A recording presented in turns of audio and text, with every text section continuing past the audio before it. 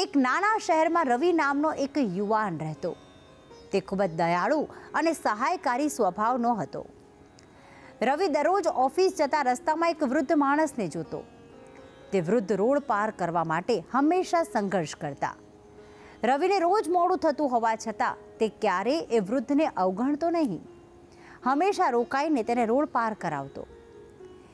એક દિવસ તેના મિત્રએ કહ્યું કે તને રોજ મોડું થાય છે, છતાં તું કેમ સમય બગાડે છે? રવિ હસીને બોલ્યો કે કોઈની મદદ કરવાથી સમય ક્યારેય બગાડતો નથી. એક દિવસ રવિને બહુ જ મહત્વપૂર્ણ ઇન્ટરવ્યૂ માટે જવાનું હતું. તે દિવસ પણ એ વૃદ્ધ રસ્તા પર જ ઊભા હતા. એક ક્ષણ માટે રવિએ વિચાર્યું કે આજે તો મોડું થઈ જશે, પણ તરત જ તેણે પોતાની આદત પ્રમાણે વૃદ્ધને મદદ કરી અને પછી દોડતો દોડતો ઇન્ટરવ્યૂ માટે પહોંચી ગયો.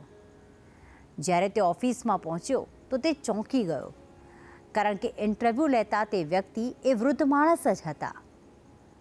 વૃદ્ધ સ્મિત કરીને બોલ્યા કે મને તારી કાબલિયતથી નહીં, પરંતુ તારી માનવતા જોઈતી હતી. અને રવિને તે નોકરી મળી પણ ગઈ. આ વાત એ શીખ આપે છે કે સાચી નિષ્ઠાથી કરેલી મદદ ક્યારેય વ્યર્થ જતી નથી અને સારા કર્મો હંમેશા યોગ્ય સમયે ફળ આપે જ છે. અને હવે આ વાત એક સુવિચાર દ્વારા પણ સમજી લઈએ. આજનો સુવિચાર: નિષ્ઠાથી કરેલી મદદ ક્યારેય વ્યર્થ નથી જતી, તે યોગ્ય સમયે ફળ આપે છે. સાચી માનવતા જ જીવનની સૌથી મોટી કાબેલિયત છે.